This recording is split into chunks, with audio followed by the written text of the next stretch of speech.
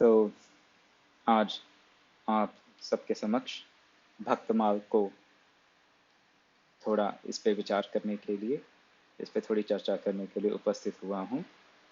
अक्षय तृतीया के दिन मैंने तो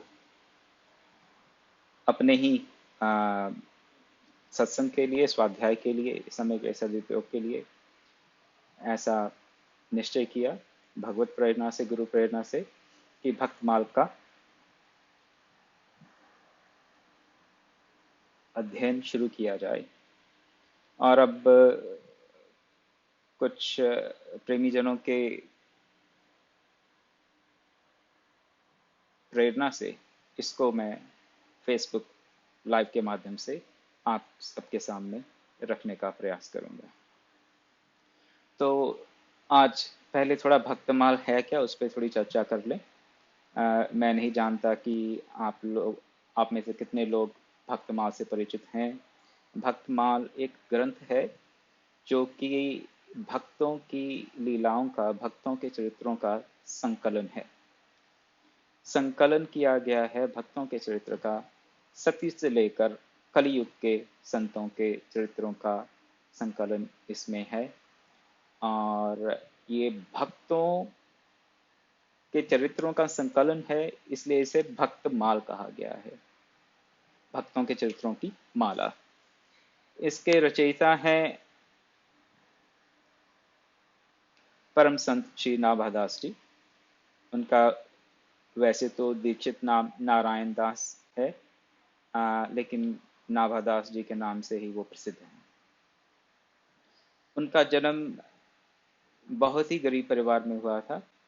इतने गरीब परिवार में हुआ कि उनकी माता ने अकाल पड़ने के कारण, दुर्भिक्ष पड़ गया था, उसके कारण अपने पुत्र को जंगल में छोड़ दिया, क्योंकि वो उनका लालन पालन करने की क्षमता नहीं रखती थी। इसलिए उन्होंने भगवान के भरोसे अपने 5 वर्ष के पुत्र को जंगल में छोड़ दिया। जंगल में छोड़ दिया तो वहां पर उनको संतों का संग मिला, अपने गुरुदेव मिले। और नाभादास जी जन्म से, हाँ, अंधे भी थे। तो नेत्रहीन होने के कारण उनको कई कठिनाइयों का सामना करना पड़ा अपने पहले 5 वर्ष की आयु में। लेकिन अपने गुरुदेव और उनके गुरु भाई, उनके दर्शन होते ही उनका जो नेत्रों की दृष्टि थी वो वापस आ गई। उन्होंने अपने कमंडल से जल फेंका और उनकी दृष्टि वापस आ गई। तो गुरुजनों के साथ वो फिर गलता क्षेत्र आ गए। जयपुर के बिल्कुल समीपीय स्थान है, बहुत ही परम, बहुत ही सुंदर स्थान है। अगर आप लोगों को कभी अवसर मिले तो वहाँ अवश्य जाएं। और तीर्थ है, बहुत बड़ा तीर्थ है। नाभादास जी वहाँ रहे और वहीं पर उन्होंने भक्तमाल की रचना की। तो ये भक्तमाल की रचना, हाँ, जयपुर के पास गलता क्षेत्र में हुई। और भक्तों के चरित्र पढ़ने से, उनका श्रवण करने से, उनका मनन करने से भक्तों के जो गुण हैं उनको हम अपने जीवन में उतार सकते हैं। इस दृष्टि से, इस लोक कल्याण और जन कल्याण की भावना से ही भक्तमाल गुरु के ग्रंथ का संकलन किया गया संत नाभादास जी के द्वारा। तो अभी जो प्रसंग चल रहा है वो है 24 अवतारों की कथा। ये भक्तमाल के आरंभ में ही आ जाती है।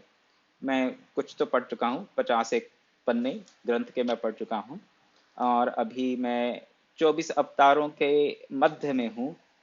और यहाँ पर श्री पृथु जी के अवतार, जो कि 12वें अवतार हैं, 24 अवतारों में से 12वें अवतार हैं, तो उनकी कथा, उनका चरित्र आपके सामने रखने का आज प्रयास करूंगा।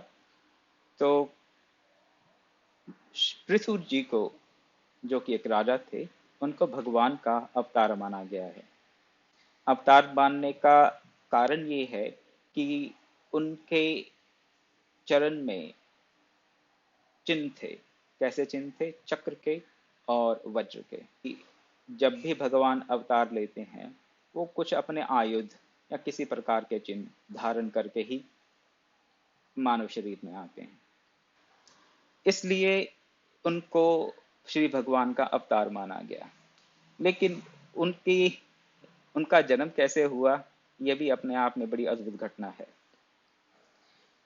पहले हुए एक महाराजा अंग, उनकी पत्नी थी सुनीता। सुनीता पुत्री थी साक्षात मृत्यु की। तो महाराजा अंग की पत्नी थी सुनीता, जो कि साक्षात मृत्यु की पुत्री थी। मृत्यु की पुत्री होने के नाते उसका स्वभाव थोड़ा कर्कश था, कठोर था, और उसके चलते उसको जो पुत्र प्राप्त हुआ उसका नाम वेन था। और वो भी अपने नाना के स्वभाव के अनुसार बहुत क्रूर था। राजा वेन के नाम से वो प्रसिद्ध हुआ। लेकिन इतना क्रूर कर्मा राजा था कि प्रजा उससे बहुत बहुत दुखी हो गई, बहुत कष्ट में थी। अराजकता फैल गई और बहुत से लोग तो जो राजऋषि थे, तपस्वी थे, योगी थे, वो तो उस राज्य को छोड़ के कहीं और ही चले गए। बाकी की प्रजा बहुत दुखी होकर ऋषियों के पास गई। ऋषियों के पास गई क्योंकि दुर्भिक्ष पड़ा था, उनके खाने के लिए कुछ नहीं था, और राजा भी तरह तरह के अत्याचार उन पे करता था। ऋषियों को प्रजा का ये दुर्दशा देखकर ऐसा लगा कि उनको हस्तक्षेप करना चाहिए, और ऐसे क्रूर राजा का अंत कर देना ही प्रजा के लिए, पृथ्वी के लिए श्रेयस्कर होगा। एक हुंकार मात्र से एक हुंकार मात्र से राजा वेन की हत्या कर दी, वो मृत्यु को प्राप्त हो गए। अब राजा वेन थे तो बहुत क्रूर राजा, लेकिन राजा तो थे। राजा वेन की हत्या के बाद कोई और राजा था नहीं। उससे फिर और अराजकता फैल गई। अराजकता फैल गई, चोरी चकारी, किसी प्रकार का कोई, जिसे हम लॉ एंड ऑर्डर कह देते हैं, किसी प्रकार की कोई कानून व्यवस्था रह नहीं गई। तो उससे भी ऋषियों को बहुत दुख हुआ। अब इस अराजकता से छुटकारा पाने के लिए ऋषियों ने वेन के शरीर का मंथन किया। तो इसका आध्यात्मिक अर्थ क्या है, हमारे जीवन से इसका क्या प्रयोजन है, उसको समझाने का प्रयास करूंगा, आपके सामने रखूंगा। तो जब राजा वेन के शरीर का परिमार्जन किया गया, तो पहले तो मंथन किया गया उनकी जांग का। जांग का मंथन करने से एक बौना पुरुष प्राप्त हुआ उनको, और उसने कहा मैं क्या करूं। ऋषियों ने कहा तू बैठ जा। इसलिए उसका नाम पड़ गया निषाद। और उस निषाद का कोई और चरित्र हमारे सामने नहीं आता। वो निषाद था और निषाद की तरह अपना जीवन यापन करने लगा। हाँ, वो कोई राजा नहीं बन पाया, किसी प्रकार की राज्य की बागडोर उसने नहीं संभाली, और इससे ऋषियों का जो प्रयोजन था एक नया राजा प्राप्त करने का, वो पूर्ण नहीं हो पाया।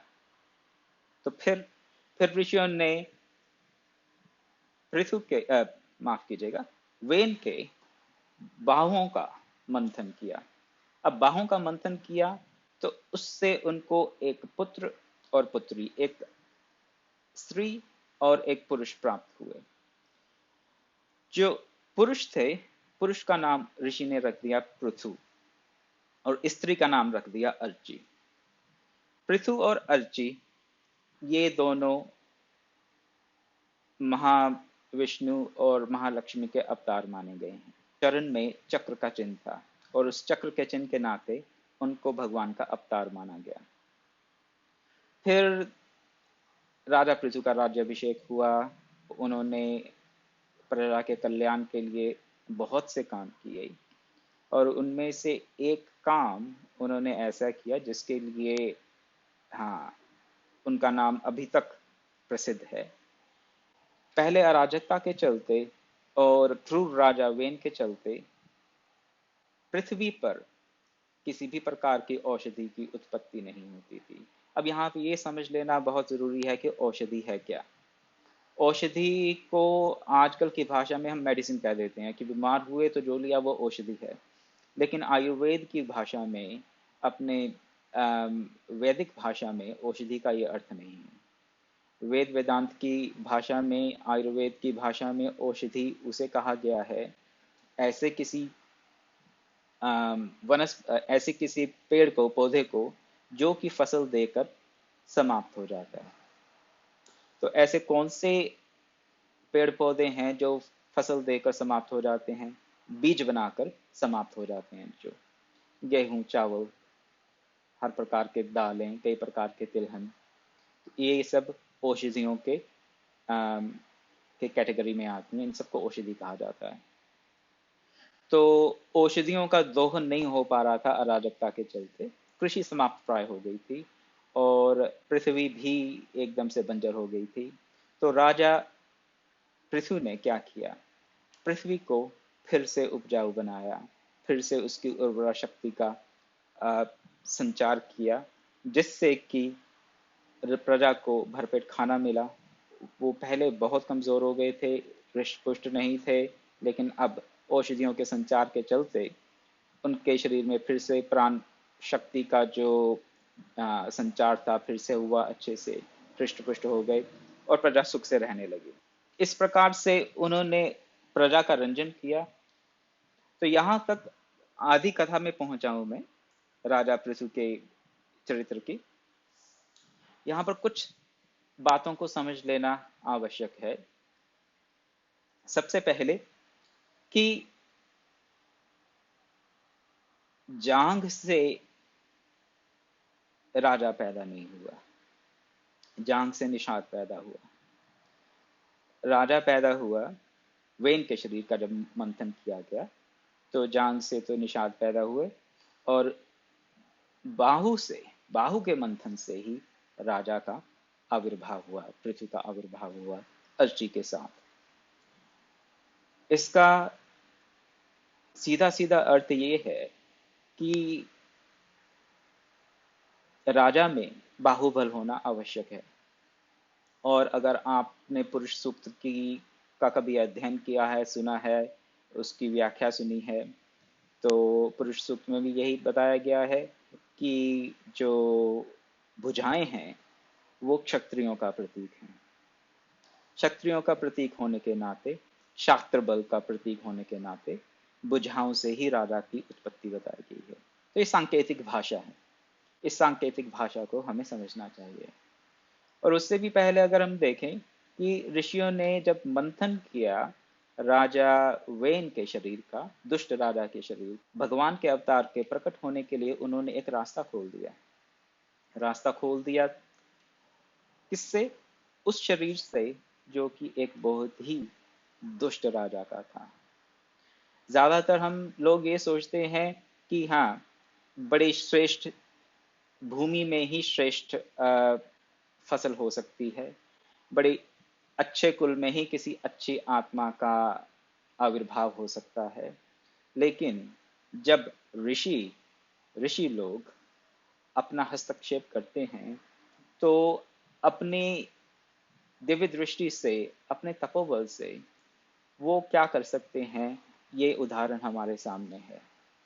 ऋषि लोग अपनी तपोबल से एक दुष्ट राजा, एक आतताई, एक क्रूर राजा, मृत्यु जिसके नाना थे, उस शरीर से भी भगवान की अवतरण की एक परिपाटी शुरू कर दी उन्होंने। तो तत्ववेता ऋषि हैं, तत्व को जानने वाले तत्वज्ञ ऋषि हैं, योगी हैं, मुनि हैं, वो इस संसार के उद्धार का बहुत बड़ा कारण बनते हैं।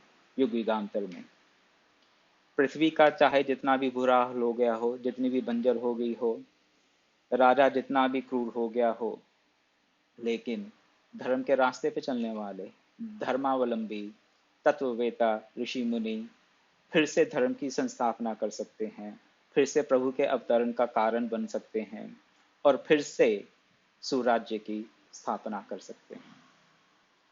तो ये एक और बहुत बड़ी सीख है हमारे लिए कि जब कभी हमें चारों तरफ हाहाकार दिखाई दे, अत्याचार दिखाई दे, अनाचार दिखाई दे, देखें कि ना तो ठीक से अनुत्पन्न हो रहा है और अराजकता फैली है, तो उस समय ऋषि समय समय पर, ये एक बार की बात नहीं है, समय समय पर ऋषि हस्तक्षेप करते हैं और फिर से स्वराज्य की स्थापना करते हैं। चाणक्य ने भी यही किया, और फिर शिवाजी महाराज के गुरु समर्थ गुरु रामदास जी ने भी यही किया। फिर विद्यारण्य स्वामी जी ने हुक्का और बुक्का विजयनगर की स्थापना की जिन्होंने, उनके द्वारा भी यही किया। तो धर्म की स्थापना संस्थापना के लिए ऋषि मुनि बार बार हस्तक्षेप करते हैं और नए ऐसे राजा का चयन करेंगे, उनका प्रस्थापन करेंगे जिससे कि स्वराज्य की वृद्धि हो और जन कल्याण हो। क्योंकि अराजकता में और कुराज्य में किसी का भी कल्याण नहीं हो सकता। क्या ब्राह्मण, क्या क्षत्रिय, क्या वैश्य, क्या शूद्र, किसी का भी कल्याण संभव है नहीं। इसलिए सुराज्य की स्थापना एक बहुत बड़ा दायित्व है हर किसी का, लेकिन विशेषकर उन ऋषि मुनियों का जो और अच्छे बुरे की और सही गलत की समझ रखते हैं। तो राजा वेन से राजा पृथु की उत्पत्ति हुई। उन्होंने सुराज्य स्थापित किया, सब सारी प्रजा प्रसन्नता से रहने लगी। उसके बाद राजा पृथु ने 100 अश्वमेध यज्ञ करने का प्रण लिया, ऐसा उनका संकल्प था। ऐसा संकल्प करके उन्होंने अश्वमेध यज्ञों का प्रारंभ किया और उन्होंने 99 अश्वमेध यज्ञ कर लिए। जब 99 अश्वमेध यज्ञ कर लिए तो इंद्र को भय हुआ कि जो राजा पृथु हैं वो उनका सिंहासन, उनका राजपाट छीनना चाहते हैं, वो स्वर्ग के अधिपति होना चाहते हैं। शास्त्रों में ये बात प्रचलित है कि 100 अश्वमेध यज्ञ करने वाला इंद्र के पद पर बैठ जाता है। अगर कोई भी राजा 100 अश्वमेध यज्ञ कर ले तो उसे इंद्र पद की प्राप्ति हो जाती है। तो उस दृष्टि से इंद्र को हाँ चिंता होनी, व्यथा होनी स्वाभाविक थी।